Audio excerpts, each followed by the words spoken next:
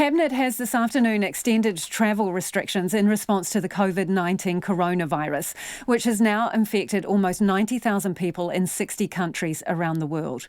Travel restrictions for people from China and Iran and for Diamond Princess passengers have been extended for at least another week. People entering New Zealand from northern Italy and South Korea will need to self-isolate for 14 days. Outside of China, more than 1,000 people in Iran have tested positive for coronavirus, with at least 54 deaths, although critics believe that number could be many more. Despite panic buying at supermarkets here over the weekend, we still have only one positive case. The New Zealand citizen who arrived home on EK 450 from Iran via Bali last Wednesday is in a stable condition in Auckland Hospital, but in the past few minutes, the Chief Medical Officer of Health, Ashley Bloomfield, has said there are 2 more possible cases. The test results for those 2 people were due this afternoon. Joining us now live via our gallery camera is Health Minister David Clark. Good evening, Minister. Can you tell us what is the situation with those 2 people? Do you have the test results back? Good evening, Lisa. I have not yet been briefed on those 2 further cases, so I'm expecting that the Director General will be in touch shortly, but in my urgency to get to checkpoint, I haven't had a chance yet to make that call. Do you know if they are related in any way in terms of contact with the person who is currently in Auckland Hospital with coronavirus? Look, this, as I say, Lisa, I actually haven't had the chance to have the call with the Director General, so although we've been in touch a couple of times already today, this is obviously just an evolving situation, so I'll need to get a briefing from him on that. Okay, so are there family members connected to the person who is positive for coronavirus? Have they been tested? Do you know the results of those tests? Lisa, as I understand it, they were going to be offered testing, and I think the testing for that, I assume, would have happened today. But as I say, I haven't been briefed on that at this stage. And normally the results, I would say, come back about this time of day. So no doubt they'll be standing by at the Ministry for those results, as with any others on any given day. What can you tell us about the 15 people who are on the flight with that person that have now been contacted? What is the situation with them? Yeah, those people have been contacted, and no doubt they will have had conversations around the importance of self-isolation. They're going to be checked in with on a daily basis to make sure that they are, confident, reassured, and also to monitor their well-being. That's standard practice in public health. Self-isolation is a really well-proven strategy around the world, not only here for this particular virus, but in terms of similar outbreaks. So that's an ongoing situation. In terms of the wider plane too, I'm told that the vast majority of people have been contacted as well, which was more about reassurance to them and giving them the opportunity to ask any questions they have. But in this situation, we think going the extra mile is worth it. So the travel ban has been extended for another week and also covers different areas. So people arriving from South Korea and North Italy will need to self-isolate. And that extension is based on fresh advice. So what was that fresh advice to you? Yeah, the advice we've received is that those areas are areas of growing concern. They're certainly I think you outlined in your introduction, the case numbers there have been rising quite dramatically in recent days. And so we asked for advice on whether it's possible and how, if so how, to address that challenge for the country.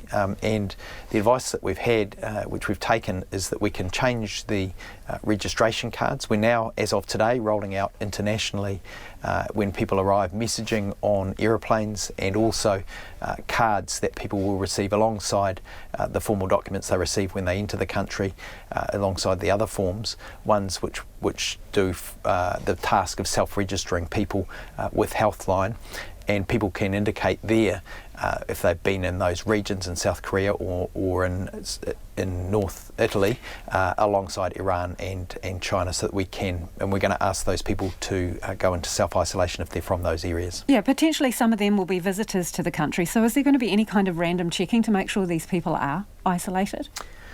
Look, the experience globally is that self-isolation is something that people take very seriously, and if they're registered, we'll be following up with them.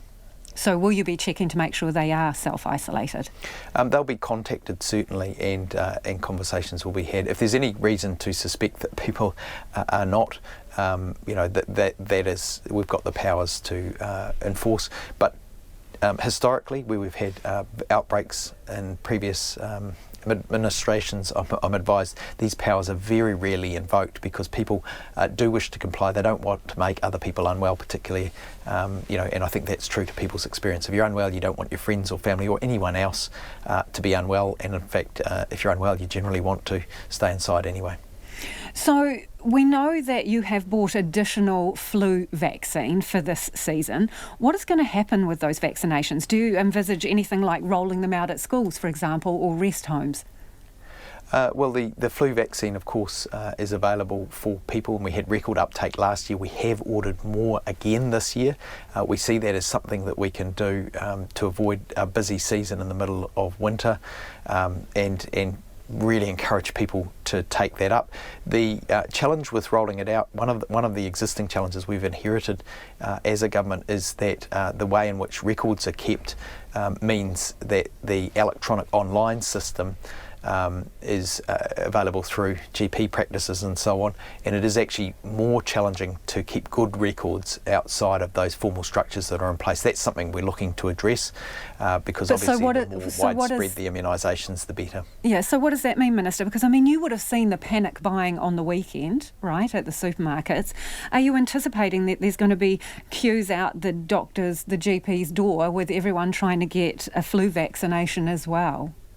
It's not a problem we've had before. It would be, I don't want to say that would be a good problem to have, but I am anticipating higher take-up. That's why we've ordered more this year, and it's really good if people do make sure they get immunised. This is a scientifically proven way to ensure that they don't get the flu, which is an unpleasant thing to have.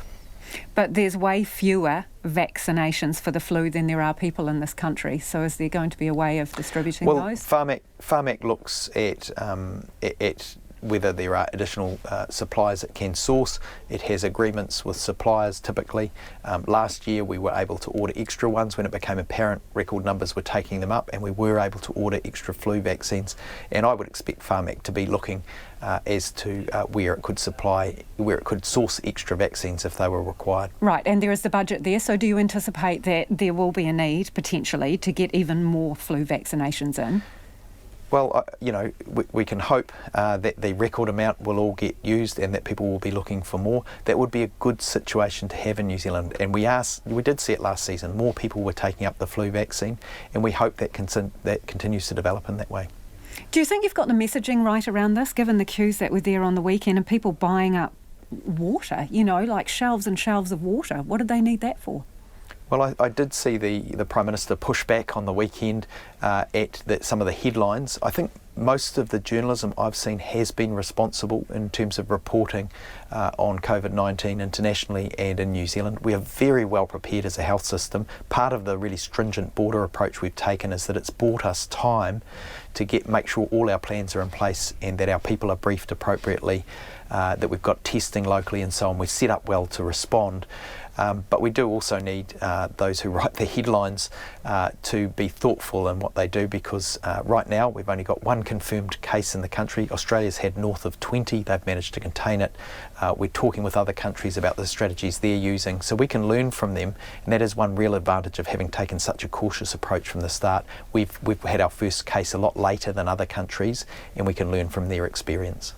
Just in terms of those extra flu vaccinations, you would have ordered them, Pharmac would have ordered them before they knew about coronavirus, wouldn't they? Yeah, but they've also been modelling the increased uptake we had last year and looking ahead. So that was in anticipation of increased uptake regardless of whether we had coronavirus or not. So surely you must be expecting even more people to want a vaccination now that they're aware of coronavirus. Indeed, and I've certainly asked the question about how they prepare should they wish to have more during the course of the season, if it becomes apparent that people are taking them up in greater numbers than they have previously. That's what happened last year. They were able to source additional So what capacity, how many supplies. more can they get their hands on at short notice? Oh, look, that is an issue you'd need to take up directly with Pharmac. But as I Health would Minister, expect have that you they will asked be them those sourcing. questions? I certainly have asked them those questions recently as a result of some of the developing international situation. But they assure me that they have conversations with suppliers all the time, and I have no doubt they'll be having ongoing conversations to make sure that they have sources available should they need more. So you don't know how many they could purchase at short notice and how much that would cost, or whether they've got the money to do that? Look, Pharmac have the challenge of managing their budget and spending it well, and certainly my experience in the past is that when that additional demand has been there, they have sourced the additional vaccines and we've supplied them. But surely as Health Minister you would want to know that now? It's certainly a question that I have asked, Lisa, yeah. Okay, so when do you anticipate you will know about these two others that are being tested and the results expected this evening? Look, I would expect probably after this interview, when I have the chance to phone the Director General, I will hope for an update. Sometimes these results come through later in the day, sometimes they come through a little earlier. They've got a very rigorous testing procedure, but I would expect that I would get results sometime early this evening. Appreciate you joining us this evening. That is Health Minister David Clark there.